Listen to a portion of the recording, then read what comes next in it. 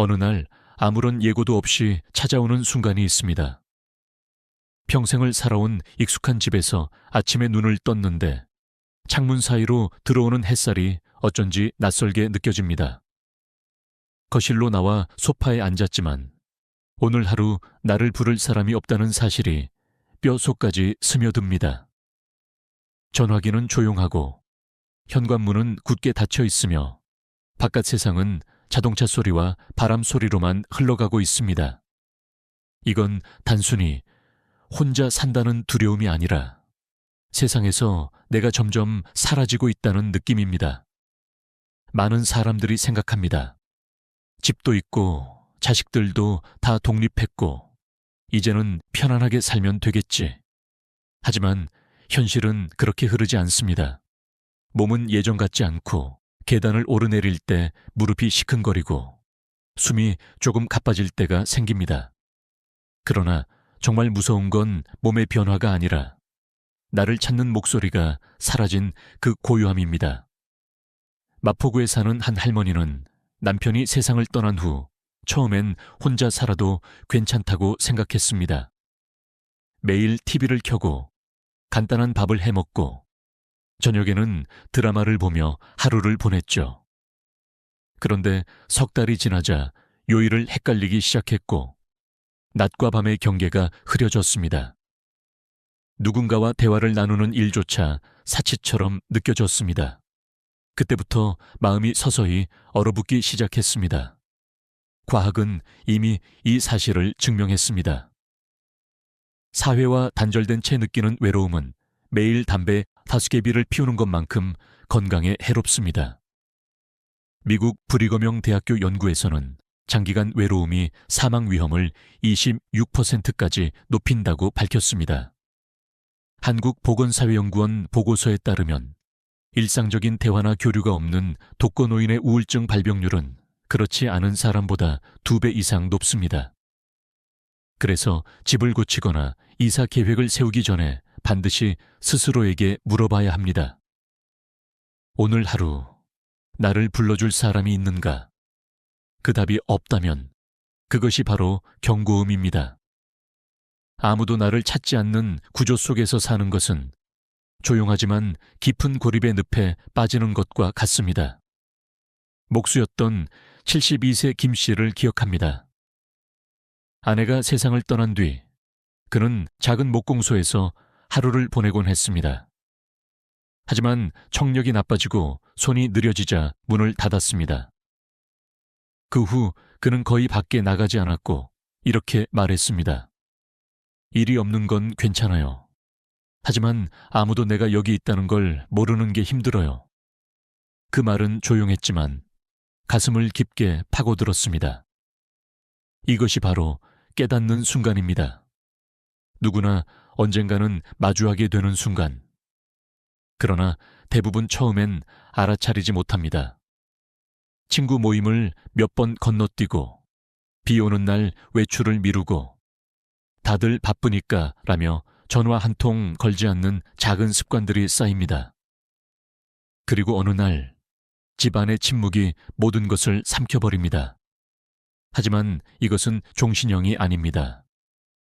70세가 넘어도 인생의 대본은 다시 쓸 수 있습니다. 첫걸음은 새로운 집을 사는 것도 취미를 찾는 것도 아닙니다. 바로 나는 누군가에게 보이고 들리고 기억되어야 한다는 사실을 인정하는 것입니다. 그때부터 비로소 변화가 시작됩니다. 밖의 세상은 기다려주지 않지만 방법을 안다면 끌어당길 수 있습니다. 그리고 그 시작은 매일 발을 딛는 땅, 걷는 길, 마주치는 얼굴들 속에 있습니다. 그 환경이야말로 내가 살아가는지 단지 존재만 하는지를 결정하는 열쇠입니다. 사람은 혼자 사는 것보다 고립되는 것을 두려워합니다. 혼자는 익숙해질 수 있지만 고립은 마음을 잠식합니다. 고립이란 어제 내가 뭘 했는지 아는 사람이 한 명도 없는 상태, 며칠 동안 말 한마디 나누지 않은 상태, 그리고 문 밖을 나가도 내 얼굴을 알아보는 사람이 없는 상태를 말합니다. 이럴 때 사람의 마음은 먼저 무너지고 그 후에 몸이 무너집니다. 무너진 마음은 우울증, 무기력, 불면증으로 이어집니다. 그래서 어디에 사느냐가 노후의 삶을 결정짓는 중요한 변수입니다. 나이가 들수록 멋진 인테리어나 넓은 평수보다 중요한 건 그 동네에 내 이름을 불러줄 사람이 있는가 하는 것입니다. 동네가 주는 연결감은 생각보다 강력합니다. 마치 보이지 않는 안전망처럼 매일의 일상을 붙잡아 줍니다. 좋은 동네에는 몇 가지 공통점이 있습니다. 첫째, 반복해서 마주치는 얼굴이 있다는 것. 엘리베이터에서 자주 보는 이웃, 슈퍼마켓의 아주머니, 약국의 직원처럼 내 얼굴을 기억하는 한 사람이 있으면 고립감은 크게 줄어듭니다. 둘째, 내가 갈 수 있는 루틴 장소가 있다는 것. 복지관의 노래교실, 마을 도서관의 독서 모임, 매일 걷는 산책로처럼 집 밖으로 나갈 이유가 있으면 마음은 덜 외로워집니다. 셋째, 응급 상황에 대비된 생활 방향이 있다는 것. 경비실의 빠른 응대, 이웃과 연락할 수 있는 단톡방, 도보 10분 내의 병원과 복지센터처럼 도움이 필요할 때 즉시 연결될 수 있는 거리는 심리적 안정의 기반이 됩니다. 반대로 피해야 할 동네도 분명합니다. 지나치게 조용해서 사람을 마주치기 힘든 곳, 이웃 간 교류가 거의 없는 곳, 복지관이나 병원, 주민센터까지 차를 타야 하는 곳은 처음엔 조용하고 편안해 보여도 몸이 아프거나 외로움이 깊어질 때 극심한 고립을 불러옵니다. 좋은 동네를 미리 알아보는 방법은 의외로 단순합니다. 커뮤니티가 활발한지, 경로당과 복지관 프로그램이 운영되고 있는지 확인하세요. 시간대별로 동네를 직접 걸어보며 사람들의 흐름을 살피는 것도 좋습니다. 슈퍼, 약국, 병원에서 기본적인 인사가 오가는 분위기인지, 혼자 사는 어르신 비율은 어느 정도인지, 주민센터에 물어보면 대략적인 동네 구성도 알 수 있습니다. 저는 예전에 한 노부부를 인터뷰한 적이 있습니다. 이 부부는 아내의 건강 문제로 시골에서 서울 변두리로 이사를 했습니다. 처음엔 시끄럽고 번잡하다고 불평했지만 1년 후에는 여기 와서 살길 정말 잘했어요 라고 말했습니다. 그 이유는 간단했습니다. 동네 슈퍼 사장님이 어제 안 오셨네요 하고 물어봐주고 복지관에서 매주 한 번씩 연락이 왔기 때문입니다. 작은 인연들이 그들의 하루를 붙잡아준 것입니다. 나이가 들수록 사람의 마음은 집 안의 편안함보다 집 밖의 연결감에서 더 많은 에너지를 얻습니다. 오늘 내가 나갈 곳이 있고 내 이름을 불러주는 사람이 있는 동네, 그곳이야말로 혼자 살아도 외롭지 않은 곳입니다. 집의 크기가 아니라 구조가 노후를 지탱합니다. 많은 사람들이 이렇게 말합니다. 이제 혼자 사는데 뭐가 그렇게 필요해요? 작아도 깔끔하면 되죠.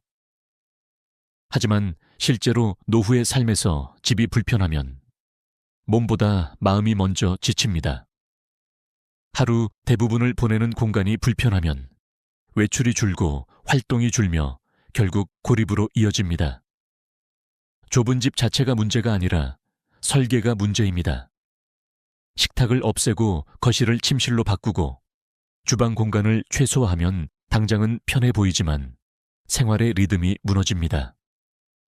밥을 소파에서 쭈그려 먹고 햇볕이 들지 않는 방에서 하루 종일 누워있고 물건 하나 꺼내려면 의자를 밟아야 하는 구조는 사람을 지치게 만듭니다.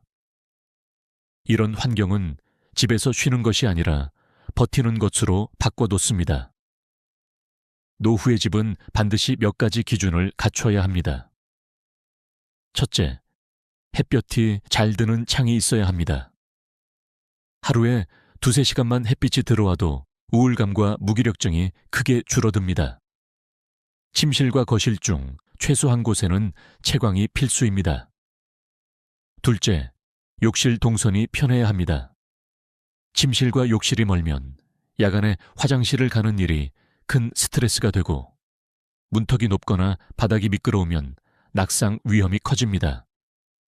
미끄럼 방지 타일과 낮은 문턱은 필수입니다. 셋째, 주방은 2가지 이상의 일을 동시에 할 수 있을 만큼 여유가 있어야 합니다. 물을 틀면 밥솥이 젖고 찬장을 열면 냄비를 꺼낼 수 없는 구조는 실제로 많은 고령층이 겪는 불편입니다. 작은 식탁이라도 놓을 수 있는 공간은 꼭 필요합니다. 넷째, 앉았다가 쉬고 다시 움직일 수 있는 순환 구조가 중요합니다. 거실에서 바로 침실로, 다시 부엌이나 욕실로 이어지는 짧은 동선이 있어야 하루 종일 눕지 않고 생활할 수 있습니다. 이런 기준이 지켜지지 않으면 어떤 일이 벌어질까요? 움직임이 줄어 근육량이 급격히 감소하고 외출이 줄어 사회적 고립으로 이어집니다. 집안에서도 짜증과 피로가 쌓이고 결국 우울증과 불면증으로 발전할 수 있습니다. 단순한 구조의 불편이 삶의 질을 송두리째 흔드는 것입니다. 공간을 줄이더라도 절대 포기하면 안 되는 요소들이 있습니다. 햇볕이 드는 창, 하루의 리듬을 유지하는 작은 거실, 앉아 쉴 수 있는 공간, 넉넉한 주방 동선, 안전한 욕실. 이 5가지는 노후의 삶을 지키는 최소 조건입니다. 제가 만난 한 할머니는 남편과 함께 살던 넓은 집에서 홀로 남게 되자 더 작고 관리하기 쉬운 집으로 이사했습니다. 하지만 그 집에는 창이 작아 햇볕이 거의 들지 않았고 욕실은 좁아 매번 불편했고 주방은 싱크대와 가스레인지 사이가 너무 가까워 요리를 하기가 힘들었습니다. 결국 1년 만에 다시 이사를 결심했습니다. 할머니는 이렇게 말했습니다. 집이 작아진 건 괜찮아요. 하지만 불편하니까 하루하루가 길게 느껴졌어요. 노후집은 넓을 필요는 없습니다. 그러나 불편하면 몸보다 마음이 먼저 병듭니다. 작아도 숨통이 트이는 구조와 작아서 갇히는 구조의 차이는 인생의 차이입니다. 이사나 리모델링을 계획하고 있다면 먼저 종이의 가구 배치와 동선을 그려보세요. 햇볕 드는 창, 짧은 화장실 거리, 앉아 쉴 자리, 이 3가지만 확보해도 하루가 훨씬 부드럽게 흘러갑니다. 이사는 단순히 공간을 옮기는 일이 아닙니다. 그동안 몸에 밴 생활의 리듬을 완전히 다시 짜야 하는 생각보다 훨씬 큰 변화입니다. 특히 노년기의 이 변화를 맞이하면 예상보다 더 많은 에너지와 시간이 필요합니다. 그래서 잘못된 시점에 이사를 하면 그 결정이 평생의 후회로 남을 수 있습니다. 첫째, 돌봄이 필요한 시기에는 절대 이사하면 안 됩니다. 남편이 쓰러졌거나 자신의 건강이 급격히 나빠졌을 때 환경을 바꾸면 기존에 쌓아온 도움망이 무너집니다. 동네 병원, 약국, 정기적으로 찾아주는 간호사, 익숙한 마트 직원과 경비 아저씨, 이 모든 비공식적인 돌봄 네트워크가 한 번에 끊어집니다. 이런 시기에 이사는 불안을 키우고 생활을 더 힘들게 만듭니다. 둘째, 자녀가 독립한 직후도 위험한 시기입니다. 아이들이 결혼하거나 집을 떠나면 공간이 갑자기 넓어지고 마음 한쪽이 허전해집니다. 이때의 감정은 상실감에 가깝고 아직 정서적으로 안정되지 않은 상태에서 내리는 결정은 충동적일 수 있습니다. 그래서 많은 경우 집 크기를 급격히 줄이는 선택을 하는데 그러다 보면 식탁 하나 놓을 수 없는 주방, 손님을 맞이할 수 없는 거실, 수납 공간이 턱없이 부족한 집에 들어가게 됩니다. 줄이되 생활 동선을 고려하지 않으면 불편함만 남습니다. 셋째, 감정이 격할 때 내리는 이사 결정도 피해야 합니다. 외로움, 분노, 실망, 두려움 같은 감정이 터질 때 그냥 여기서 나가버릴까 하는 생각이 들 수 있습니다. 하지만 이 감정은 공간 때문이 아니라 상황 때문인 경우가 많습니다. 이사로 해결할 문제가 아니라는 뜻입니다. 이럴 땐 먼저 하루의 루틴을 바꾸는 것이 우선입니다. 주 1회 외출할 목적지를 만들고 복지관 프로그램을 등록하고 걷기 모임이나 자조 모임에 참여하는 것만으로도 이사 욕구가 줄어듭니다. 그렇다면 좋은 이사 타이밍은 언제일까요? 건강할 때, 감정이 안정됐을 때, 그리고 최소 6개월 이상 충분히 고민했을 때입니다. 단순히 떠나고 싶은 이유가 아니라 그곳에서 살고 싶은 이유가 분명할 때 이사해야 합니다. 그리고 떠나기 전에는 반드시 3가지 사전 탐색을 거쳐야 합니다. 첫째, 주 2, 3회는 미리 그 동네를 가서 아침, 오후, 밤의 분위기를 확인하세요. 둘째, 복지관, 주민센터, 병원, 마트가 도보권에 있는지 버스나 지하철까지의 거리도 체크하세요. 셋째, 혼자 사는 노인을 위한 커뮤니티가 있는지, 경로당이나 단지 내 모임이 활성화되어 있는지 확인하세요. 예전에 만난 68세 박 할머니는 남편이 병원에 입원하자 급히 시골집을 팔고 아들이 사는 도시 근처로 이사했습니다. 하지만 그곳은 복지관까지 차로 20분, 병원은 예약이 밀려 한 달씩 기다려야 하는 곳이었습니다. 결국 할머니는 서둘러 옮기지 말 걸 이라며 후회했습니다. 만약 건강할 때 미리 계획하고 몇 달간 직접 동네를 경험했더라면 결과는 달라졌을 것입니다. 이사의 핵심은 타이밍입니다. 몸과 마음이 무너지기 전에 충분히 준비된 상태에서 해야 합니다. 그렇지 않으면 새로운 시작이 아니라 새로운 고립을 만들 수 있습니다. 집은 벽과 지붕이 만들어주지만 삶을 지탱하는 것은 결국 사람입니다. 나이가 들수록 이웃의 존재는 생각보다 더 커집니다. 응급 상황에서 119보다 더 빠른 건 바로 옆집 사람이고, 우울할 때 가장 먼저 위로가 되는 건 매일 복도에서 마주치는 그 한 사람입니다. 오늘은 안 보이시네요 라는 짧은 한마디가 하루를 붙잡아 주기도 합니다. 좋은 이웃이 있는 동네의 공통점은 분명합니다. 첫째, 내 이름을 기억해주는 사람입니다. 복지관 강사, 경비 아저씨, 주민센터 직원이 요즘 안 오시네요 라고 말을 걸어줄 때 나는 누군가에게 기억되는 사람이 됩니다. 둘째, 눈이 자주 마주치는 구조입니다. 단지 내 산책로, 동네 슈퍼, 공원 쉼터처럼 특별히 대화를 하지 않아도 얼굴을 알고 있는 사람들이 있는 곳, 이게 사람을 버티게 만듭니다. 셋째, 적당히 열린 커뮤니티입니다. 지나치게 간섭하지 않지만 필요할 때 도와주는 관계, 소소한 정보가 오가는 단톡방이나 마을 밴드처럼 느슨하지만 연결된 네트워크가 있습니다. 이 거리감이 노후에 딱 맞습니다. 하지만 모든 이웃이 좋은 건 아닙니다. 노년의 외로움을 파고드는 잘못된 친절도 많습니다. 처음엔 도와준다며 다가오지만 점점 사생활을 캐묻거나 다 널 위해서라며 감정적으로 통제하려는 사람, 뒷말과 험담이 잦은 사람은 결국 마음을 지치게 합니다. 이런 이웃은 적당한 선을 그어야 합니다. 저는 혼자 있는 걸 좋아해요 라고 부드럽게 말하며 거리를 유지하는 것이 좋습니다. 이웃 관계를 만드는 것은 억지로 하는 것이 아닙니다. 생활 방영 안에서 자연스럽게 쌓이는 것입니다. 아예 말 걸 용기가 없다면 엘리베이터에서 눈인사부터 시작하세요. 인사는 대화의 문을 여는 가장 안전한 열쇠입니다. 반대로 너무 가까워지는 것이 부담된다면 적당한 거리에서 교류를 유지하면 됩니다. 이사를 고려한다면 그 동네의 이웃 환경을 반드시 확인하세요. 첫째, 단지의 경로당이나 커뮤니티실이 실제로 운영되는지, 프로그램 참가율이 어떤지.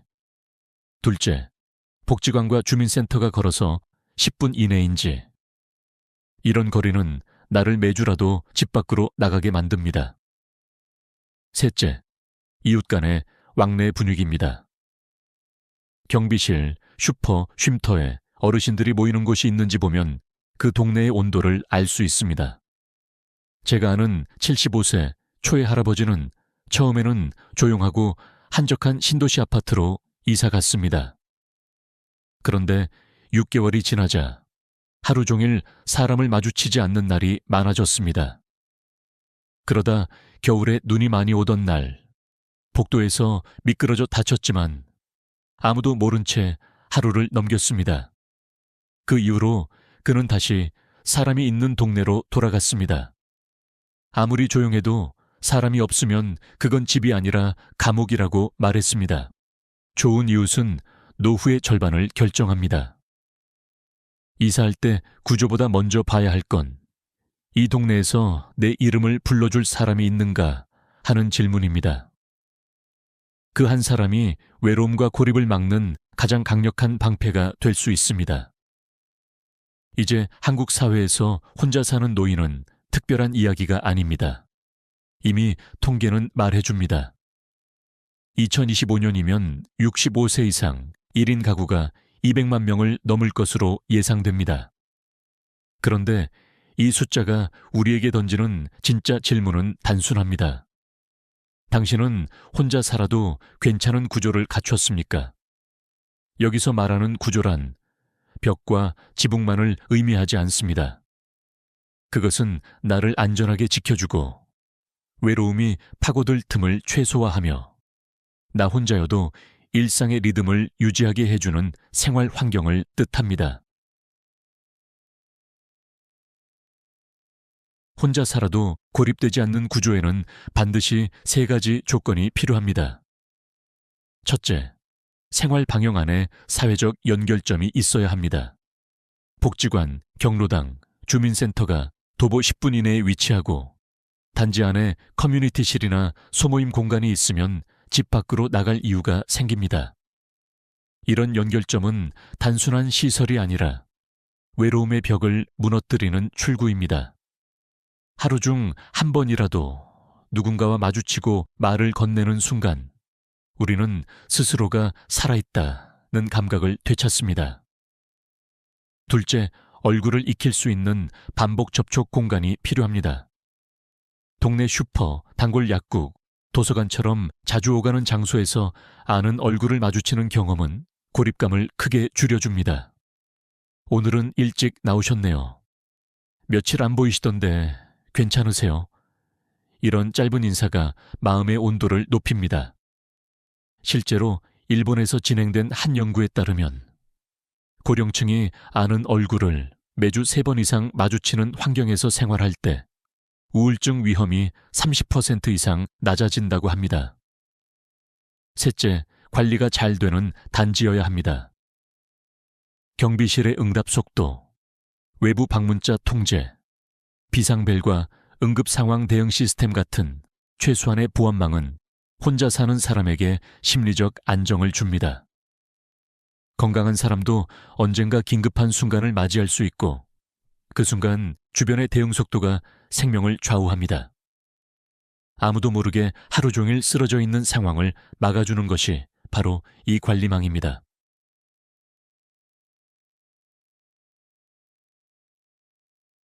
이르로의 성별에 따라 필요한 주거 조건도 다릅니다. 여성 1인 가구라면 안전과 신뢰가 절대적으로 중요합니다.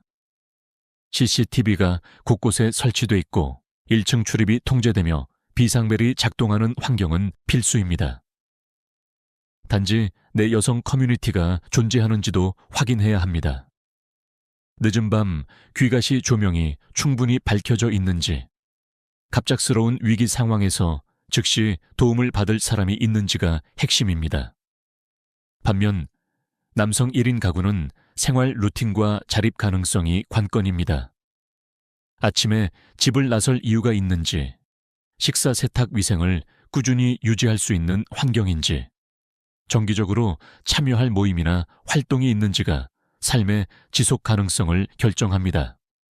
혼자 살다 보면 생활 리듬이 무너지고 이는 곧 체력 저하와 사회적 고립으로 이어집니다. 남성 고령층이 생활의 기둥을 세우는 건 결국 일상적인 루틴입니다.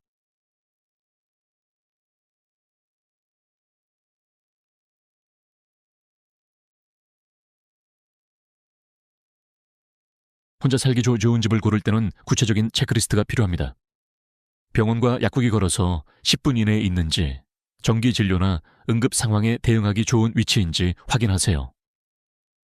엘리베이터가 있는지, 무릎 관절이나 허리에 부담 없이 이동할 수 있는지, 햇볕이 잘 드는 창이 있는지도 중요합니다. 햇볕은 우울감을 줄이고 생체 리듬을 유지하는 데 필수입니다. 거실과 침실이 분리되어 있는지도 살펴봐야 합니다. 공간이 분리되면 하루의 시작과 끝을 명확히 구분할 수 있어 생활 리듬이 무너지지 않습니다. 작은 식탁을 놓을 수 있는 공간이 있는지도 중요합니다. 식탁은 단순한 가구가 아니라 식사라는 중요한 생활 행위를 유지하게 해주는 장치입니다. 가족이나 친구가 쉽게 방문할 수 있는 거리인지도 꼭 체크해야 합니다. 정서적 연결은 물리적 거리에서부터 시작됩니다. 많은 사람들이 이렇게 말합니다. 나는 가족도 있고 친구도 있으니까 괜찮아. 하지만 물리적 거리는 관계를 약하게 만듭니다. 멀리 있는 자식보다 복지관 프로그램에서 매주 만나는 친구 한 명이 더 실질적인 힘이 될 때가 많습니다. 노후에는 누구와 사느냐보다 어떤 구조 안에서 사느냐가 더 중요합니다. 집은 고립을 만들 수도, 연결을 만들 수도 있는 틀입니다. 이 구조를 만드는 건 한 번의 선택이 아니라 작은 환경 설계의 반복입니다. 예를 들어 복지관까지의 도보거리를 줄이는 이사, 햇볕이 잘 드는 방향으로 가구 배치, 하루 한 번이라도 나갈 수 있는 루틴 만들기, 경비실과 인사 나누기. 이 모든 행동이 쌓여 혼자 살아도 괜찮은 구조를 완성합니다. 안정된 구조는 혼자 있는 사람을 지켜줍니다. 집은 넓을 필요 없습니다.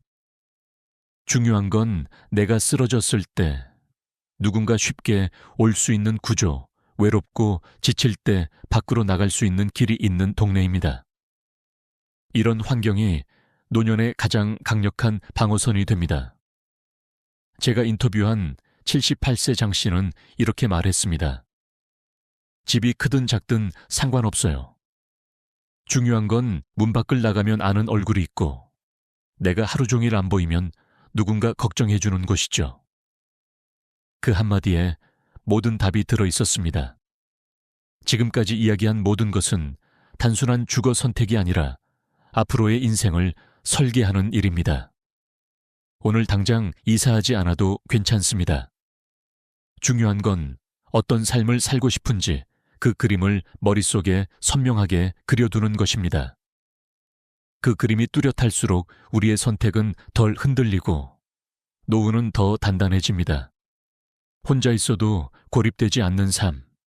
그것은 운이 아니라 준비의 결과입니다. 여러분, 한번 상상해 보시겠습니까?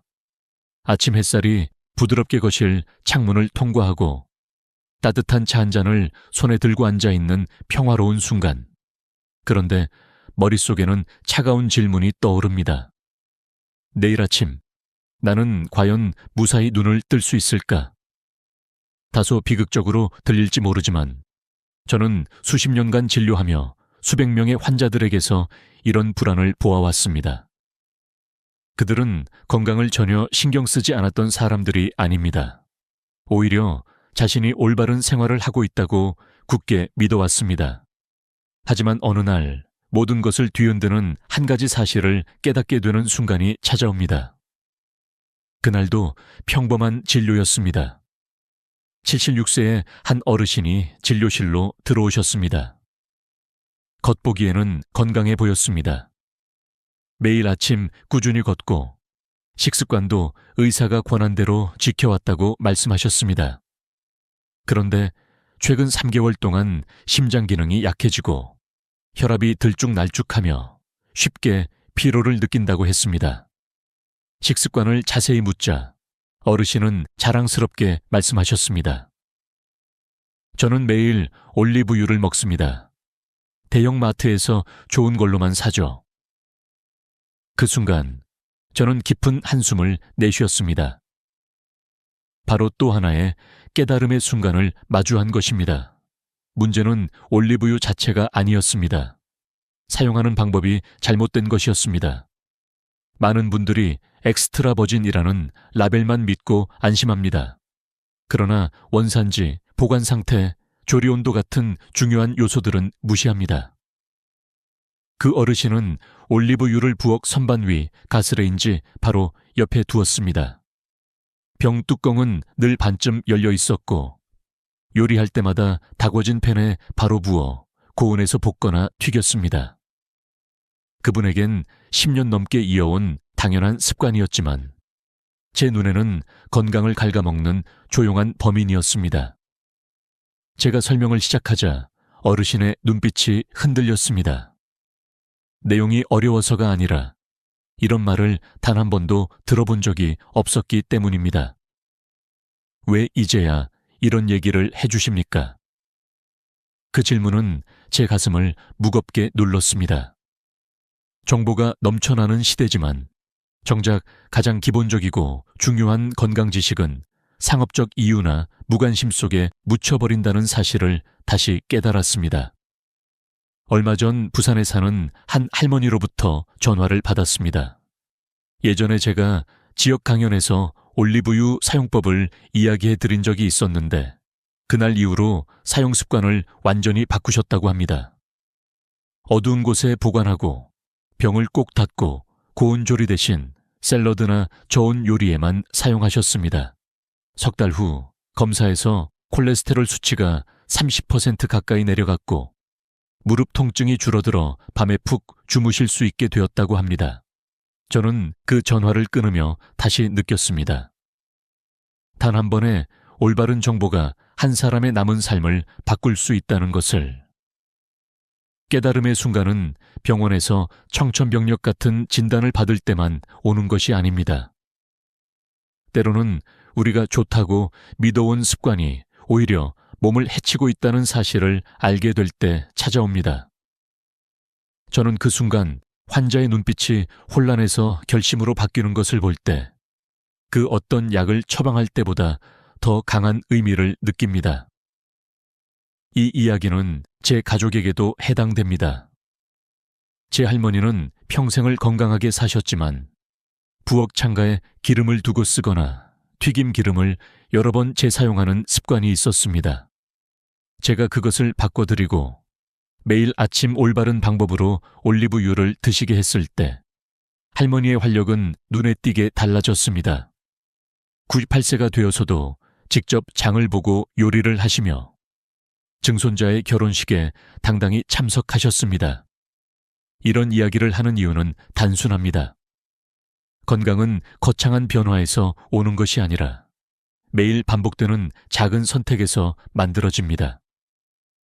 잘못된 믿음이나 부주의한 습관이 쌓이면 아무리 좋은 음식도 독이 될 수 있습니다. 특히 올리브유처럼 건강식의 대명사로 알려진 식품일수록 정확한 정보가 필요합니다. 여러분의 깨달음의 순간은 언제일까요? 건강을 위해 먹는 것이 아니라 건강을 위해 어떻게 먹는지가 중요하다는 것을 이해하는 날일지도 모릅니다. 병을 예방하는 길은 병원 처방전 안에만 있는 것이 아니라 우리 부엌의 작은 디테일 속에도 숨어 있습니다.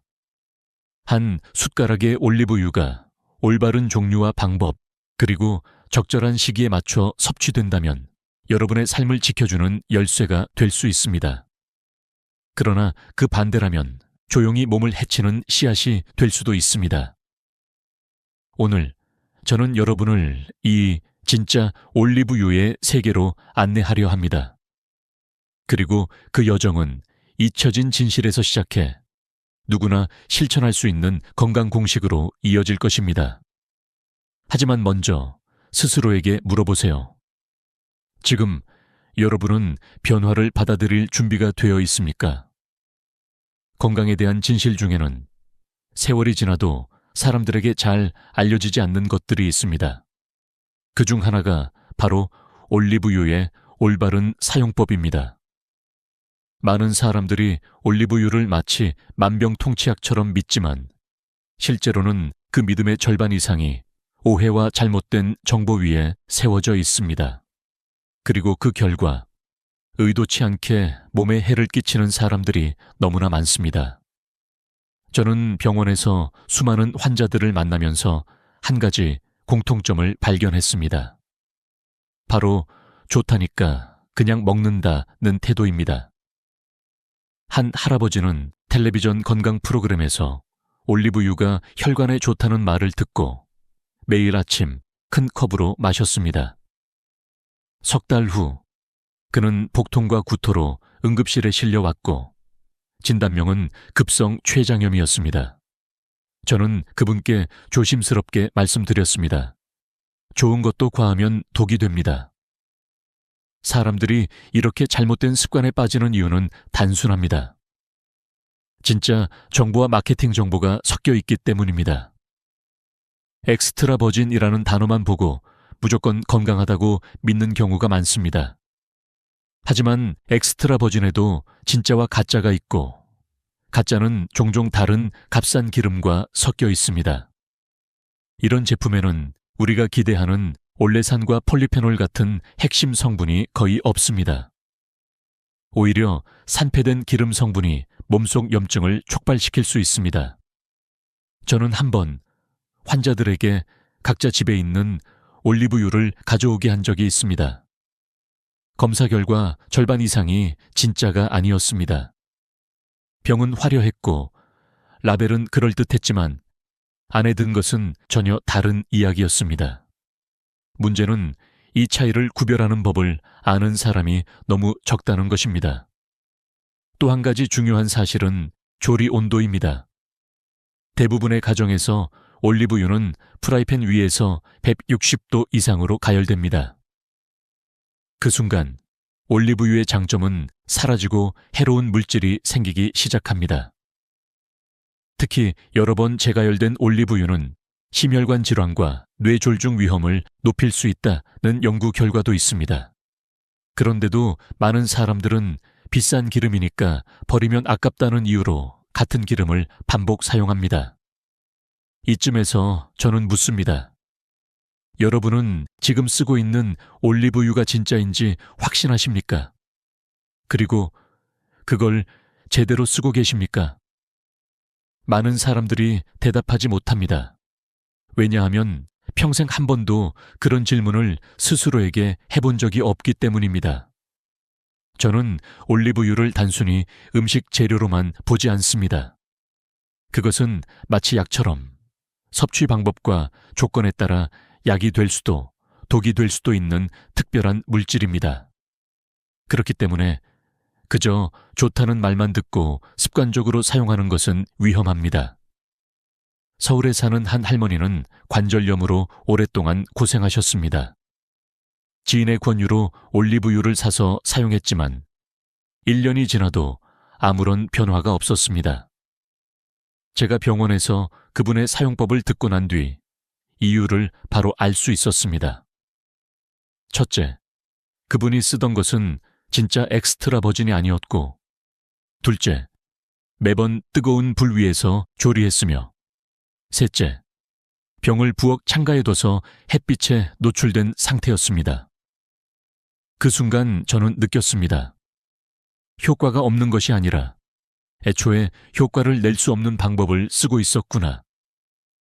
그리고 변화는 생각보다 빨랐습니다. 올바른 제품을 선택하고 저온에서 조리하거나 샐러드에 곁들이게 한 지 한 달 만에 관절의 뻣뻣함이 눈에 띄게 줄었습니다. 3달 후에는 계단을 오르내리는 것이 훨씬 수월해졌고 6달이 지나자 할머니는 예전보다 훨씬 활기찬 표정으로 병원에 오셨습니다. 이 모든 이야기는 한 가지로 귀결됩니다. 정보의 차이가 결과의 차이를 만든다는 것입니다.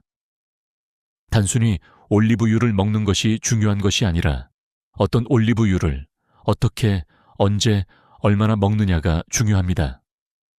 이것이야말로 사람들이 잊고 사는 진짜 진실입니다. 이제부터 저는 여러분에게 이 잊혀진 진실을 하나씩 풀어드릴 것입니다. 그것은 단순한 건강 상식이 아니라 수십 년의 경험과 수천 명의 환자 사례에서 걸러낸 살아있는 지식입니다. 그리고 이 지식을 아는 사람과 모르는 사람 사이에는 5년 후, 10년 후에 분명한 건강 격차가 생길 것입니다. 오늘 이 영상을 보고 있는 당신이 그 차이를 만드는 주인공이 되길 바랍니다. 저는 늘 말합니다. 건강에 관한 이야기는 이론만으로는 부족하다고. 눈에 보이는 변화와 실제 사례가 함께 있어야 비로소 사람들의 마음을 움직일 수 있다고요. 그래서 오늘은 제가 직접 경험한 그리고 수치로 증명된 사람 이야기를 들려드리겠습니다. 이 이야기는 단순한 성공담이 아니라 왜 작은 변화가 인생을 바꿀 수 있는지를 보여주는 증거입니다. 부산에 사는 72세 이명수 어르신은 15년 동안 콜레스테롤 약을 하루도 빼놓지 않고 드셨습니다. 혈중 콜레스테롤 수치가 300을 넘었고 의사들은 늘 심근경색 위험을 경고했습니다. 그러던 어느 날 영양사인 딸의 권유로 올리브유 사용법을 바꾸게 되었습니다. 첫 달에는 아침마다 공복에 한 스푼의 올리브유를 먹고 점심에는 신선한 토마토를 곁들였습니다. 그리고 3개월 후 콜레스테롤 수치는 200 아래로 내려갔고 6개월 뒤에는 약 복용량을 절반으로 줄였습니다. 병원 의사들도 놀랐지만 정작 어르신 본인은 이렇게 말했습니다. 그저 작은 습관을 바꿨을 뿐인데 이렇게 몸이 달라질 줄은 몰랐습니다. 제주에 사는 박영희 할머니는 무릎 관절염 때문에 계단을 오르내리는 것조차 힘들었습니다. 진통제와 물리치료로 버티던 중 저는 그분에게 그리스산 코로네이키 품종의 진짜 엑스트라 버진 올리브유를 추천했습니다. 그리고 반드시 서늘하고 어두운 곳에 보관하며 절대 고온에서 조리하지 말 것을 강조했습니다. 3달이 지나자 아침에 일어날 때 무릎 뻣뻣함이 눈에 띄게 줄었고 6달 후에는 가벼운 등산도 가능해졌습니다. 할머니는 웃으며 이렇게 말씀하셨습니다. 이 나이에 다시 바깥바람을 쐬며 걷게 될 줄은 몰랐어요. 대구의 최병철 어르신은 협심증으로 수년간 가슴 통증에 시달렸습니다. 저는 그분에게 올리브유와 토마토를 함께 섭취하는 방법을 권했습니다. 토마토 속 라이코펜과 올리브유에 올레산이 만나면 혈관벽의 염증을 줄이는 강력한 효과가 나타난다는 연구 결과를 바탕으로 한 조언이었습니다.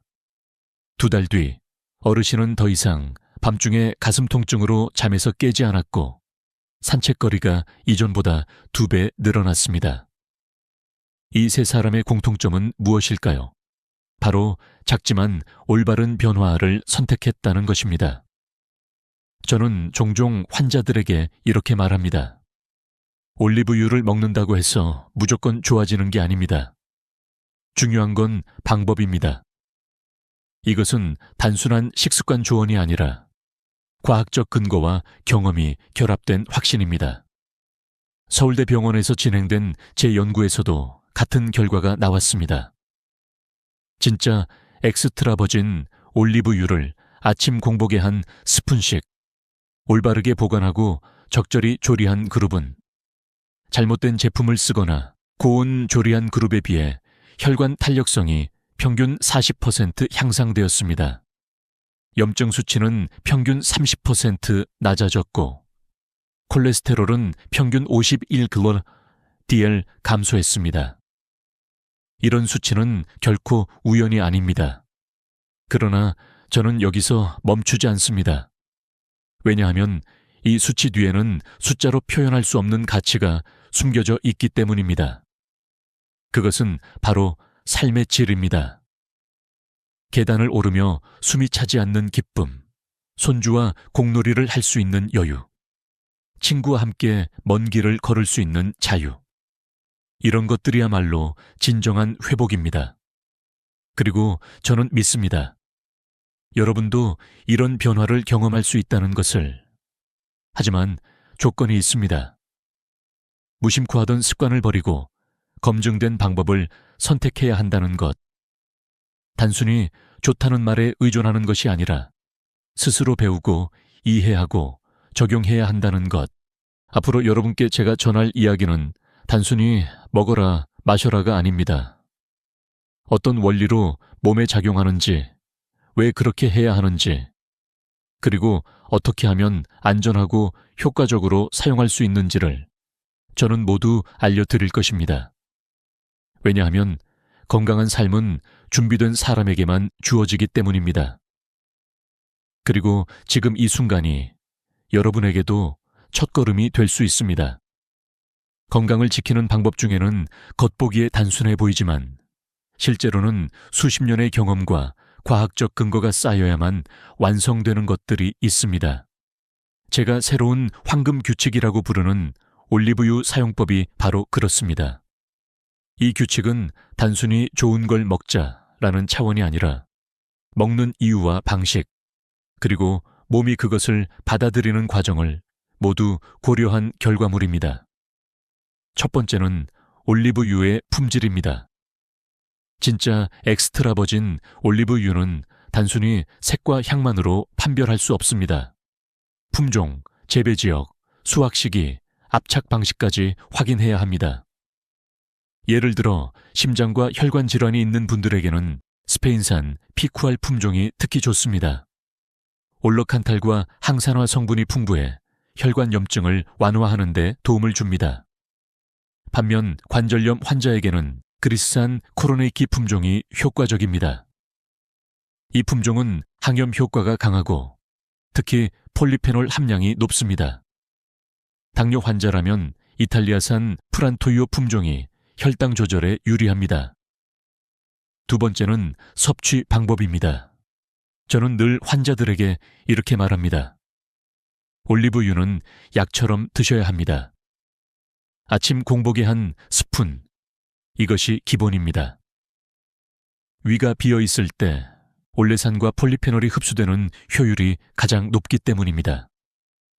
여기에 토마토나 마늘, 견과류를 곁들이면 상승 효과가 나타납니다.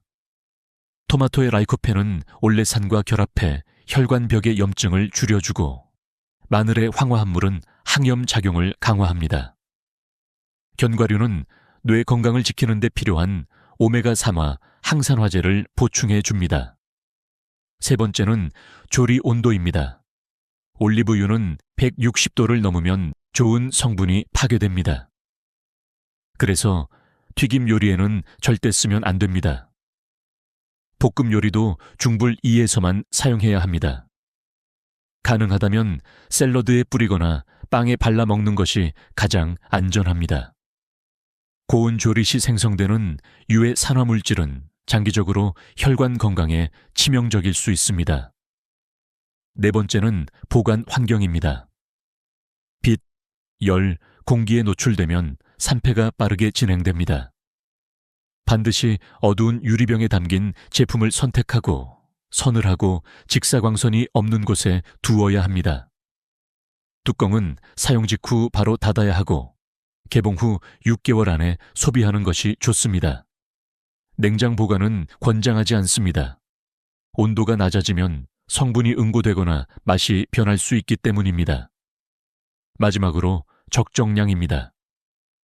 하루 1-2스푼이 적당하며 그 이상은 오히려 해가 될 수 있습니다.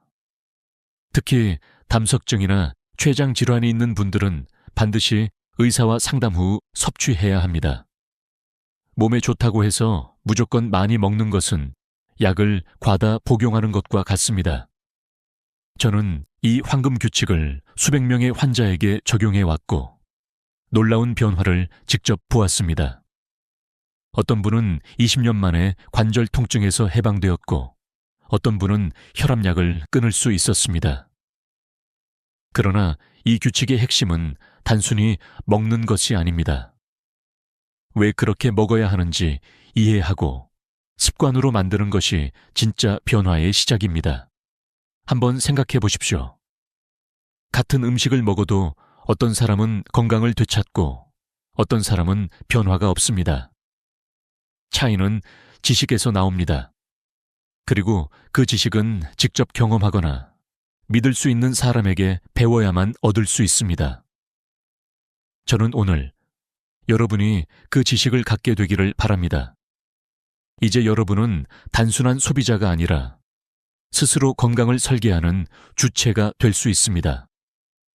올리브유 한 스푼이 단순한 음식이 아니라 하루를 지탱하는 약이 되고 남은 인생의 질을 바꾸는 열쇠가 될 수 있습니다. 그 열쇠를 어떻게 사용할지는 오직 여러분의 선택에 달려 있습니다. 건강관리에서 중요한 것은 무엇을 먹느냐뿐만 아니라 언제와 어떻게 먹느냐입니다. 올리브유는 이 원칙에서 특히 예민하게 반응하는 식품입니다. 제가 수십 년간 환자 데이터를 분석하며 깨달은 사실은 같은 양과 같은 품질의 올리브유라도 섭취 시간과 조합에 따라 효과가 2배, 3배 차이가 난다는 것이었습니다. 먼저 섭취 시간입니다.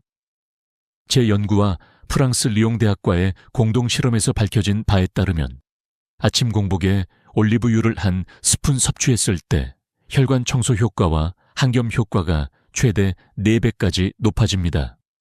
위가 비어있는 상태에서 올레산과 폴리페놀 흡수율이 가장 높아지고 혈관 탄력성과 염증 지표 개선이 뚜렷하게 나타납니다. 실제로 아침 공복에 섭취한 그룹은 혈관 탄력이 평균 40% 향상되었고 염증 수치는 30% 감소했습니다. 반면 저녁 늦게나 기름진 식사 직후 섭취한 그룹은 효과가 거의 없었고 일부는 오히려 지방간이나 체중 증가가 나타났습니다. 다음은 음식 조합입니다. 올리브유는 단독으로 먹을 수도 있지만 특정 식품과 함께 섭취했을 때 상승작용이 강력해집니다. 예를 들어 토마토 속 라이코펜은 올리브유의 지방 성분과 결합해 흡수율이 크게 올라갑니다. 이 조합은 혈관벽 염증을 줄이고 LDL 콜레스테롤을 낮추는 데 뛰어난 효과를 보입니다. 실제로 올리브유와 토마토를 함께 먹은 환자 그룹은 심장병 위험이 40% 이상 줄었습니다. 마늘도 훌륭한 파트너입니다. 마늘의 알리신은 항염작용과 함께 혈액순환을 돕는데 올리브유와 결합하면 이 효과가 최대 5배까지 강화됩니다.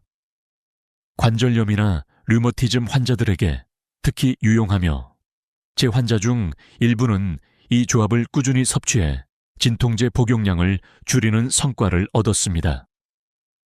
견과류 역시 빼놓을 수 없습니다. 호두, 아몬드, 피스타치오 같은 견과류에 불포화 지방산과 항산화제가 올리브유의 장점을 보완해 뇌 건강을 지키고 치매 위험을 줄이는 데 도움을 줍니다. 스페인 바르셀로나 대학 연구에서는 올리브유와 견과류를 함께 섭취한 그룹이 치매 발병률이 60% 낮았습니다. 하지만 위험한 조합도 있습니다. 올리브유를 고운 조리 음식과 함께 먹으면 발암 가능성이 있는 산화물질이 생길 수 있습니다. 또한 유제품과 함께 과다 섭취하면 칼로리 폭탄이 되어 체중 증가와 대사 문제를 일으킬 수 있습니다. 실제로 광주에 사는 정만호 어르신은 TV 건강 프로그램을 보고 매일 한 컵씩 올리브유를 그냥 마셨다가 급성 췌장염으로 입원했습니다. 또 서울의 김순자 할머니는 올리브유로 튀김을 하고 그 기름을 여러 번 재사용하다가 혈관염증이 심해져 뇌졸중 위험이 크게 높아졌습니다. 이 모든 사례가 말해주는 것은 간단합니다. 올리브유의 진짜 힘은 시간과 조합에 있습니다. 올바른 시간대, 올바른 음식과 함께 올바른 양을 섭취할 때만 그 효과를 온전히 누릴 수 있습니다. 그렇지 않으면 아무리 비싸고 좋은 제품이라도 몸속에서는 빛을 발하지 못합니다.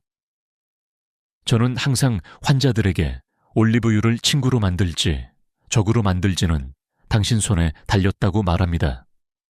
여러분이 지금 하고 있는 섭취 방법이 친구를 만드는 방식인지 적을 만드는 방식인지 오늘 이 영상을 통해 반드시 점검하시기 바랍니다. 저는 종종 환자들에게 이렇게 묻습니다. 건강을 지킨다는 건 단순히 오래 사는 것일까요? 아니면 오래 사는 동안 더 많은 순간을 제대로 누리는 것일까요?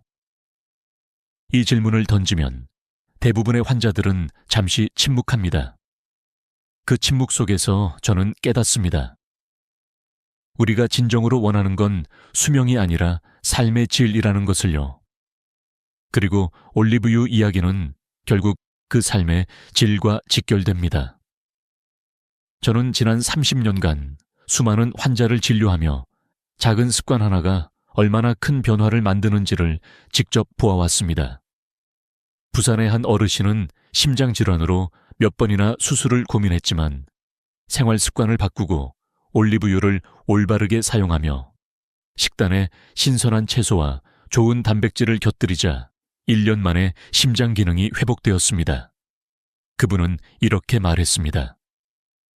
이젠 손주의 결혼식에 갈 수 있다는 자신감이 생겼습니다. 건강에 관한 지식은 단순한 정보가 아닙니다. 그것은 경험과 실천에서 나오는 지혜입니다. 저 역시 환자들과 함께 시행착오를 겪으며 배웠습니다. 완벽한 식품은 없다는 것, 좋은 것도 잘못 쓰면 해가 된다는 것, 그리고 아무리 좋은 방법도 습관으로 자리 잡지 않으면 오래 가지 않는다는 것 말입니다. 올리브유도 마찬가지입니다. 진짜 제품을 고르는 눈, 그것을 적절한 온도와 방식으로 사용하는 습관, 몸 상태에 맞춘 양과 시간 조절, 그리고 궁극적으로는 다른 건강한 생활 습관과의 균형이 필요합니다. 이 네 가지가 맞아떨어질 때 비로소 올리브유는 음식에서 건강 자산으로 변합니다. 하지만 이 과정에서 반드시 기억해야 할 것이 있습니다. 변화는 한 번에 이루어지지 않는다는 점입니다. 오늘부터 무조건 많이 급하게 바꾸는 것이 아니라 하루 한 스푼의 올바른 올리브유처럼 작고 지속 가능한 변화를 선택해야 합니다. 그래야 몸이 놀라지 않고 오래도록 좋은 상태를 유지할 수 있습니다. 저는 이제 여러분께 이 긴 이야기를 마무리하며 한 가지 삶의 교훈을 남기고 싶습니다. 건강은 절대 당연한 것이 아니라는 사실입니다. 우리가 매일 무심코 하는 선택, 예를 들어 병을 어떻게 보관하는지, 언제 무엇을 먹는지, 이런 작은 행동들이 쌓여서 5년 뒤, 10년 뒤의 나를 결정합니다. 그러니 오늘부터라도 부엌의 올리브유를 다시 보십시오. 그것이 진짜인지, 제대로 보관되고 있는지, 그리고 무엇보다도 당신의 몸에 맞는 방식으로 쓰이고 있는지 확인하십시오. 올리브유 한 스푼은 그저 식재료일 수도 있지만 올바른 지식과 습관이 결합되면 그것은 내일 아침을 건강하게 맞이할 수 있는 작은 기적이 될 수 있습니다. 여러분, 지금까지 제 이야기를 들어주셔서 감사합니다. 이 영상이 여러분의 건강한 미래에 작은 불씨가 되길 바랍니다. 앞으로도 저는 여러분과 함께 실천할 수 있는 건강 지혜를 나누겠습니다. 오늘 들은 내용이 도움이 되었다면 꼭 채널을 구독하고 좋아요를 눌러주세요. 그리고 사랑하는 가족, 친구와 이 영상을 공유해주세요. 그 한 번의 클릭이 누군가의 인생을 바꿀 수 있습니다. 여러분, 혹시 80세, 90세가 되었을 때의 자신의 모습을 상상해 본 적이 있으신가요? 젊었을 때는 그저 막연히 그때쯤이면 여유롭고 행복하겠지라고 생각합니다. 하지만 놀라운 통계가 있습니다. 우리나라 70세 이상 노인 중 자신이 꿈꾸던 방식대로 노후를 보내고 있는 사람은 겨우 23%에 불과하다는 사실입니다. 나머지 77%는 왜 그렇게 되지 못했을까요? 저는 오늘 그 숨겨진 이유부터 이야기하려 합니다. 사실 이 이야기는 제 주변 사람들의 경험에서 시작됩니다. 오랫동안 직장에서 열심히 일하다 정년 퇴직한 한 선배가 있었습니다. 그는 퇴직 후 여행도 다니고 좋아하는 취미도 즐기며 살 줄 알았습니다. 그러나 불과 몇 년 만에 허리 통증, 무릎 관절염, 그리고 예상치 못한 배우자의 병간호로 일상이 무너졌습니다. 돈은 조금 있었지만 건강과 활력을 잃은 그는 더 이상 세상을 즐길 수 없었습니다. 이 이야기를 들었을 때 저는 깨달았습니다. 노년의 행복은 절대 자연스럽게 찾아오지 않는다는 것을요. 노년학 연구에서도 말합니다. 행복한 말년은 하루아침에 만들어지는 것이 아니라 평생 쌓아온 습관과 선택의 결과라고요. 미국 하버드대의 한 장기 연구에서는 건강한 80대 도 90대 노인들의 공통점이 평생 유지한 생활 습관이라는 사실이 드러났습니다. 무작정 나이를 먹는다고 해서 지혜롭고 건강해지는 건 아닙니다. 오히려 잘못된 습관은 나이가 들수록 몸과 마음을 갉아먹습니다. 이쯤에서 우리는 한 가지 질문을 던져야 합니다. 나는 지금 20년 후에 내게 무엇을 남기고 있는가? 이 질문은 단순한 자기계발 문구가 아니라 실제 인생을 바꾸는 경고음입니다. 저는 여러 어르신을 만나 인터뷰하며 90세가 넘어서도 자립적으로 사는 분들에게서 세 가지 공통된 태도를 발견했습니다. 첫째, 지금의 불편함을 미루지 않고 해결합니다. 둘째, 몸과 마음의 훈련을 멈추지 않습니다. 셋째, 변화를 두려워하지 않습니다. 여기서 잠깐 여러분께 묻겠습니다. 아침에 일어나서 허리를 곧게 펴고 발목을 천천히 돌려본 적이 언제였나요? 아니면 새로운 취미를 배우기 위해 두근거리며 신청서를 쓴 적은 언제인가요? 나이 들면 조용히 다가오지만 우리가 준비하지 않으면 그 무게는 생각보다 훨씬 빠르게 그리고 무겁게 내려앉습니다. 제 주변의 또 다른 예를 들어 보겠습니다. 85세의 한 할머니는 여전히 혼자 장을 보고 집안을 정리하고 친구들과 약속을 지킵니다. 그녀는 말합니다. 나는 젊었을 때부터 매일 15분 스트레칭을 했어. 그리고 힘든 일이 생기면 이것도 지나간다 라고 스스로 다독였지. 그녀에게 특별한 부나 명예는 없었지만 그녀는 누구보다 자유롭고 당당했습니다. 반대로 60대 초반에 은퇴 후 아무런 계획 없이 지낸 한 아저씨는 몇 년 만에 고립감을 호소하며 우울증 진단을 받았습니다. 나도 예전엔 친구 많았어. 근데 다들 바쁘고 나만 남아있는 것 같더라. 이 대목에서 깨달아야 합니다. 노년의 삶을 망치는 건 단순히 몸이 아픈 것이 아니라 삶의 목적과 관계가 사라지는 순간입니다. 여기서 우리가 얻을 수 있는 중요한 교훈은 노후의 행복과 자유는 건강 목적 관계, 재정 내 기둥 위에 세워진다는 점입니다. 이 중 하나라도 무너지면 나머지도 연쇄적으로 흔들립니다. 의사들도 이렇게 경고합니다. 관절과 심장은 50대부터 관리해야 80대에도 걸을 수 있고 대화를 나눌 수 있으며 스스로를 돌볼 수 있습니다. 그렇다면 지금부터 무엇을 해야 할까요? 저는 오늘 여러분과 함께 80대, 90대에도 자립적이고 행복하게 살기 위한 여정을 시작하려 합니다.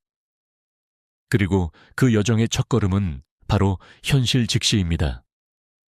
막연한 낙관 대신 지금 내 몸과 마음, 재정과 관계 상태를 냉정하게 점검하는 것. 마치 겨울이 오기 전에 집의 창문 틈을 막고 난방기를 점검하는 것처럼요. 오늘 이야기의 가장 중요한 포인트는 이것입니다. 노년은 인생의 마무리가 아니라 또 다른 시작이라는 것. 그러나 그 시작이 축복이 될지 고통이 될지는 지금 우리의 선택에 달려 있습니다. 20년 후에 내가 오늘의 내게 고마워 라고 말하게 할 것인지 아니면 왜 준비하지 않았어 라고 후회하게 할 것인지는 오직 지금의 행동이 결정합니다. 이제 여러분께 질문 하나를 남기고 싶습니다. 내일 아침 눈을 뜰 때 나는 어떤 모습으로 늙어가고 싶은가? 이 질문을 마음속에 품고 다음 단계에서 우리는 건강과 자유를 지키는 구체적인 방법을 이야기할 것입니다. 준비되셨나요? 건강은 곧 자유입니다. 이 말은 단순한 구호가 아니라 수십 년 동안 어르신들과 대화를 나누며 제가 가장 많이 들었던 진실입니다. 돈이 있어도 좋은 집이 있어도 건강이 무너지면 그 모든 것이 무용지물이 됩니다. 특히 몸과 마음의 유연성은 노년의 자립도를 결정짓는 핵심 열쇠입니다. 하버드 의대의 연구에 따르면 고관절과 척추의 유연성이 좋은 노인은 그렇지 않은 노인보다 낙상 위험이 무려 67% 낮았습니다. 낙상은 노인 건강의 전환점이 됩니다. 한 번 넘어져서 골절이 생기면 그 이후로 걷기조차 힘들어지고 결국 외출이 줄어들며 사회적 고립이 찾아옵니다.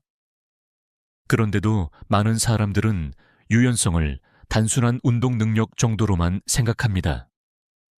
사실 그것은 자유롭게 살 수 있는 시간을 늘려주는 보험과도 같습니다.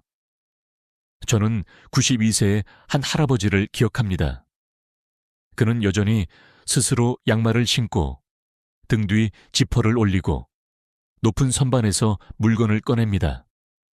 비결을 물었더니 웃으며 이렇게 말했습니다. 40대부터 하루 예쁜 스트레칭을 안 빼먹었어. 발목, 어깨, 허리, 목 다 부드럽게 해놔야 나중에 후회 안 해. 그의 말은 단순한 운동 조언이 아니라 노년의 독립을 지키는 삶의 철학이었습니다. 그렇다면 지금부터라도 무엇을 해야 할까요? 첫째, 아침에 일어나자마자 5분간 전신 스트레칭을 하세요. 발목을 천천히 돌리고 무릎을 부드럽게 굽혔다 펴고 어깨를 크게 원을 그리듯 돌립니다. 둘째, 한 번에 앉아있는 시간이 1시간을 넘지 않게 하세요. 1시간마다 일어나서 30초 정도 몸을 가볍게 흔들어 주세요. 이런 작은 습관이 10년 뒤, 20년 뒤의 몸을 완전히 바꿉니다. 그런데 여기서 중요한 것이 하나 더 있습니다. 몸의 유연성만큼이나 마음의 유연성이 필요하다는 점입니다. 나이가 들면 변화를 거부하는 경향이 강해집니다. 오랫동안 해오던 방식, 익숙한 환경, 같은 사람들. 이 익숙함은 편안하지만 동시에 우리를 갇히게 합니다. 90세가 넘어도 활기찬 분들을 보면 공통점이 있습니다. 바로 변화를 받아들이는 힘입니다. 상황을 통제할 수 없을 때는 받아들이고 대신 통제 가능한 것에 집중합니다. 심리학자들은 이것을 심리적 탄력성이라고 부릅니다. 새로운 기술 배우기, 새로운 길로 산책하기, 처음 가보는 식당에서 식사하기. 이런 작은 변화들이 쌓이면 큰 변화에도 적응하는 힘이 생깁니다. 저는 한 87세 할머니의 말을 잊지 못합니다. 세상이 변하면 나도 변해야지. 나만 멈추면 세상에서 떨어져 나가. 그녀는 스마트폰으로 손주들과 영상통화를 하고 새로운 요리 레시피를 배우고 가끔은 K-POP 공연도 찾아봅니다. 그녀의 삶은 나이와 상관없이 계속 확장되고 있었습니다. 그리고 마음의 유연성을 기르는 가장 좋은 방법 중 하나가 명상입니다. 하루 10분 호흡에만 집중하는 시간은 스트레스를 줄이고 지금 이 순간에 집중하게 해줍니다. 부정적인 상황 속에서도 감사할 점을 찾는 습관, 그리고 유머 감각을 유지하는 것 역시 필수입니다. 웃음은 노년기에 최고의 약입니다. 여러분, 기억하세요. 몸의 유연성은 넘어짐을 막고 마음의 유연성은 꺾이지 않게 합니다. 이 두 가지가 함께 있을 때 우리는 나이가 들어도 자유를 잃지 않습니다. 그리고 그 자유가 바로 우리가 지켜야 할 마지막 자산입니다. 목적이 있는 삶은 노년의 심장을 뛰게 합니다. 일본 오키나와의 장수 마을에는 이키가이, 온청 키자페이라는 말이 있습니다. 매일 아침 눈을 뜨게 만드는 이유, 살아가는 동기라는 뜻입니다. 심리학 연구에 따르면 강한 목적 의식을 가진 사람은 그렇지 않은 사람보다 평균 7년을 더 오래 살고 질병 회복 속도도 빠르며 우울증 위험도 훨씬 낮습니다. 저는 80대에 들어서도 눈이 반짝이는 사람들을 보면 그들의 하루가 결코 의무로만 채워져 있지 않다는 것을 알게 됩니다. 그들은 작은 일에도 이유를 두고 거기에 마음을 쏟습니다. 한 83세 할아버지는 매주 2번 아이들에게 장기를 가르칩니다. 내가 쌓은 기술을 그냥 묻어두기 아깝잖아. 아이들이 웃으며 배우는 걸 보면 내가 더 살아있는 느낌이 들어. 그의 말은 단순한 취미 활동이 아니라 그 자체로 삶의 엔진이었습니다. 목적을 찾는 방법은 거창할 필요가 없습니다. 누군가는 봉사활동에서, 누군가는 글쓰기나 그림에서, 또 누군가는 가족 돌봄에서 그 목적을 발견합니다. 중요한 건 나의 하루에 기다림이 있는가? 라는 질문에 대답할 수 있어야 한다는 것입니다. 기다릴 일이 없으면 삶은 색을 잃습니다. 실제로 미국 국립노화연구소 NIA 보고서에 따르면 봉사활동에 참여하는 노인들은 그렇지 않은 노인보다 삶의 만족도가 25% 이상 높았습니다. 심지어 봉사에 쓰는 시간이 한 달에 몇 시간뿐이더라도 그 효과는 뚜렷했습니다. 저는 여기서 한 가지 제안을 드리고 싶습니다. 여러분의 경험과 지식을 다음 세대에 나누어 주십시오. 멘토링, 자서전 쓰기, 혹은 손자녀에게 옛날 이야기를 들려주는 것만으로도 충분합니다. 삶의 이야기를 나누는 과정에서 우리는 스스로의 가치를 다시 확인하게 됩니다. 또 하나, 새로운 것을 배우는데 주저하지 마세요. 90세에 대학교에 입학한 분, 80세에 처음으로 피아노를 배운 분, 70세에 유튜브 채널을 시작한 분. 그들의 공통점은 지금이 제일 빠른 시기라는 믿음입니다. 배움은 나이와 상관없이 뇌를 자극하고 사회적 연결을 확장하며 자존감을 높입니다. 그리고 일상의 작은 감사 습관도 목적 의식을 키웁니다. 매일 아침 감사한 3가지를 떠올리는 것만으로도 행복 호르몬 세로토닌이 증가한다는 연구 결과가 있습니다. 감사는 우리를 현재에 붙잡아두고 사소한 것에서 의미를 발견하게 합니다. 마지막으로 저는 한 88세 할머니의 말을 전하고 싶습니다. 사는 이유가 있으면 사는 힘도 생겨. 그 힘이 있으면 아픈 것도 견디고 외로운 것도 버틸 수 있어. 결국 목적은 노년의 삶을 지탱하는 가장 튼튼한 기둥입니다. 우리가 그 기둥을 세우는 순간 나이는 단지 숫자에 불과해집니다. 나이가 들수록 집은 단순한 거주지가 아니라 안전과 자존심의 마지막 보루가 됩니다. 저는 많은 어르신들을 만나면서 깨달았습니다. 집이 편해야 마음이 편하다는 말은 나이가 들수록 진리라는 것을요. 그런데 이 편안함은 단순히 익숙함에서 오는 것이 아닙니다. 집이 안전하고 생활이 가능하며 나의 독립성을 지켜주는 곳이어야 합니다. 스웨덴의 한 연구에 따르면 노인 친화적으로 개조된 집에 사는 어르신들은 그렇지 않은 경우보다 요양원에 입소하는 시기가 평균 8년 늦어졌습니다.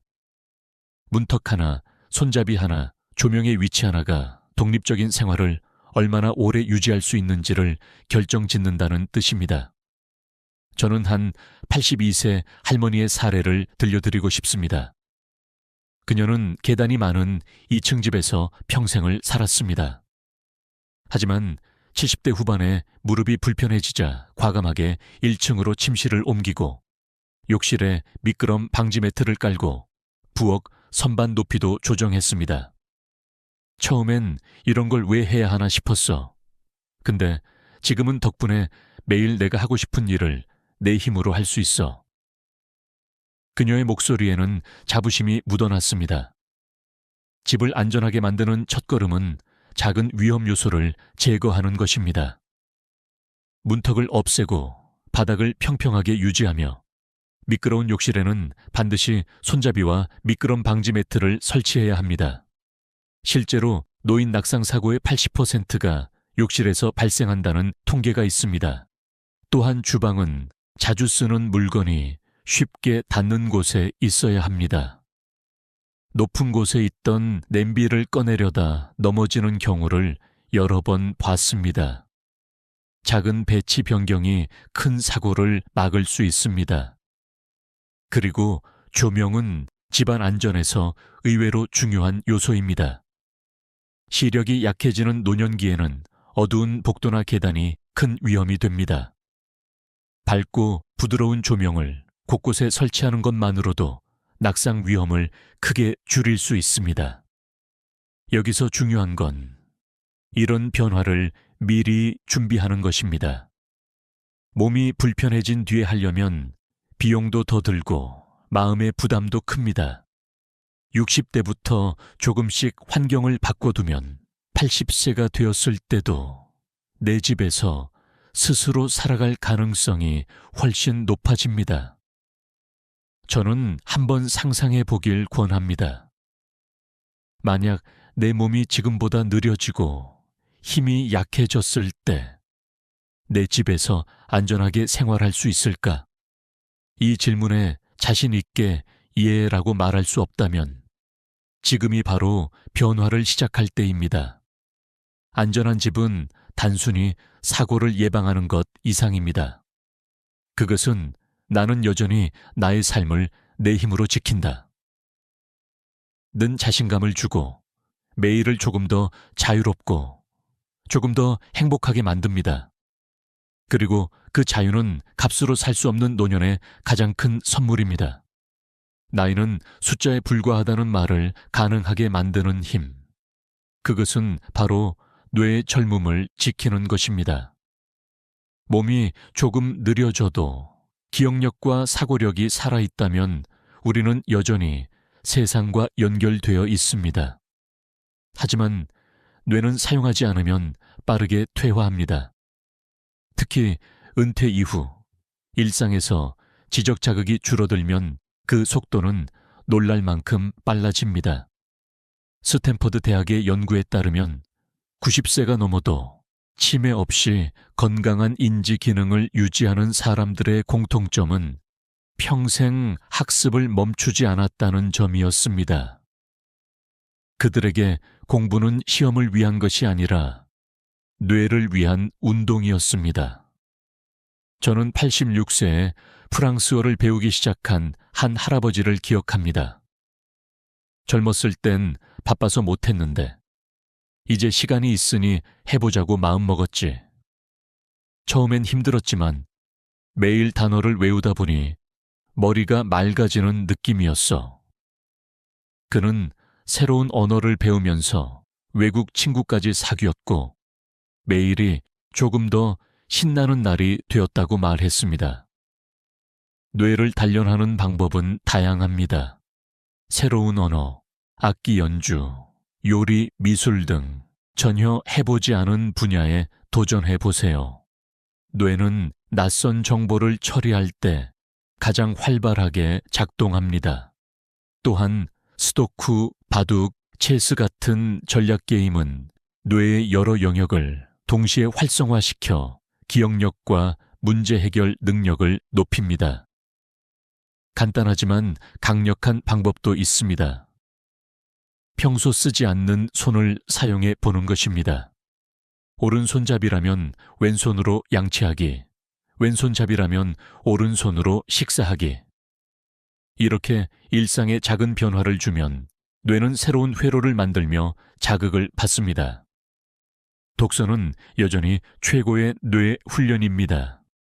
하루 30분 종이책을 읽는 습관은 공감 능력과 언어 능력을 유지시키고 집중력을 높입니다. 특히 소설을 읽을 때 등장인물의 감정을 따라가며 뇌는 마치 실제 인간관계를 경험하는 듯한 반응을 보입니다. 디지털 기기 활용도 뇌에 좋은 자극이 될 수 있습니다. 스마트폰 앱 사용법을 배우거나 간단한 동영상 편집을 해보는 것도 좋습니다. 중요한 건 약간 어려운 것을 선택하는 것입니다. 너무 쉬우면 뇌는 게으름을 피우고 너무 어려우면 금세 포기하게 됩니다. 편안함을 살짝 벗어난 도전이 뇌를 젊게 유지하는 비결입니다. 저는 한 90세 어르신의 말을 전하고 싶습니다. 머리를 쓰는 건 숨을 쉬는 것과 같아. 멈추는 순간부터 늙는 거지. 그 말처럼 뇌를 단련하는 습관은 나이와 상관없이 우리의 세상을 넓혀줍니다. 나이가 들어서도 세상을 호기심 어린 눈으로 바라볼 수 있다면 그 삶은 결코 늙지 않습니다. 노년의 행복은 단순히 오래 사는 데 있지 않습니다. 안정된 재정과 건강한 관계, 그리고 이를 지탱하는 생활 습관이 함께해야 비로소 완성됩니다. 많은 어르신들이 돈만 있으면 된다, 혹은 사람만 곁에 있으면 된다 라고 생각하지만 실제로는 그 둘이 서로 얽혀 있습니다. 재정적 불안은 관계를 위축시키고 관계의 단절은 정신적, 신체적 건강을 무너뜨립니다. 금융 전문가들은 90세까지 독립적으로 살고 싶다면 장기 재정 계획을 반드시 세워야 한다고 말합니다. 평균 수명이 길어진 지금, 은퇴 이후의 삶이 30년 이상 지속될 수 있습니다. 그 안에는 의료비, 장기 요양 비용, 생활비, 취미나 여행 경비까지 모두 포함됩니다. 저는 한 78세 부부를 기억합니다. 이들은 젊을 때부터 국민연금, 개인연금, 소액투자까지 병행하며 수입원을 다변화했습니다. 덕분에 은퇴 후에도 경제적 불안 없이 봉사활동과 취미를 즐길 수 있었습니다. 반면 준비 없이 은퇴한 70대 초반의 한 지인은 갑작스러운 배우자의 병원비로 순식간에 저축을 소진했습니다. 그는 돈 걱정이 시작되면 마음이 늘 불안하고 하루하루가 전쟁 같아진다고 했습니다. 재정은 단순히 돈의 문제가 아니라 마음의 평화를 지키는 방패인 셈입니다. 여기에 더해 재정 계획은 건강 관리와도 맞닿아 있습니다. 의료비와 영양 관리에 투자하지 못하면 몸이 빠르게 약해집니다. 노년기에는 단백질 섭취가 특히 중요합니다. 근육량 유지를 위해 닭가슴살, 생선, 두부, 달걀 등을 매일 챙기고 비타민 D와 칼슘을 충분히 섭취해야 합니다. 하루 20분 햇볕을 쬐는 습관과 함께 우유, 멸치, 치즈 같은 음식을 자주 먹으면 뼈 건강을 오래 지킬 수 있습니다. 또한 물 섭취는 생각보다 중요합니다. 나이가 들수록 갈증 신호가 둔해져 탈수 위험이 높아집니다. 갈증이 없어도 하루에 1.5리터의 물을 나눠 마시는 습관이 필요합니다. 소량씩 자주 마시는 것이 좋습니다. 관계 역시 재정 못지않게 중요합니다. 하버드 대학교의 80년 장기 연구는 인간관계의 질이 장수와 행복에 가장 큰 영향을 준다고 밝혔습니다. 은퇴, 배우자 상실, 친구들의 사망 등으로 사회적 네트워크가 줄어드는 건 자연스러운 일입니다. 그러나 그럴수록 의도적으로 관계를 유지하고 새로운 사람을 만날 기회를 만들어야 합니다. 저는 한 85세 할머니의 습관을 본받고 싶습니다.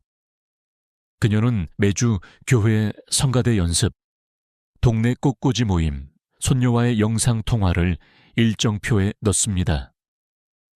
약속이 있으면 하루가 달라져. 준비하는 즐거움, 만나서 웃는 시간, 돌아와서 생각나는 대화까지 다 행복이야. 그녀의 말은 관계가 단순한 만남이 아니라 삶의 리듬과 의미를 부여한다는 것을 보여줍니다. 마지막으로 좋은 수면 습관이 이 모든 것을 지탱합니다. 스위스 취리히 대학 연구에 따르면 수면의 질은 노년기의 면역력, 기억력, 감정 조절에 결정적입니다. 매일 같은 시간에 자고 일어나며 침실은 실팔 20도로 유지하고 취침 2시간 전에는 스마트폰과 TV 화면을 멀리하세요. 저녁 늦게 마시는 카페인과 알코올은 피하고 대신 따뜻한 허브티나 우유를 마시면 좋습니다. 결국 재정, 건강, 관계, 수면은 서로 떨어질 수 없는 연결고리입니다. 어느 하나를 소홀히 하면 다른 것까지 무너집니다. 하지만 이 4가지를 함께 관리하면 노년의 삶은 훨씬 안정되고 무엇보다 자유롭습니다.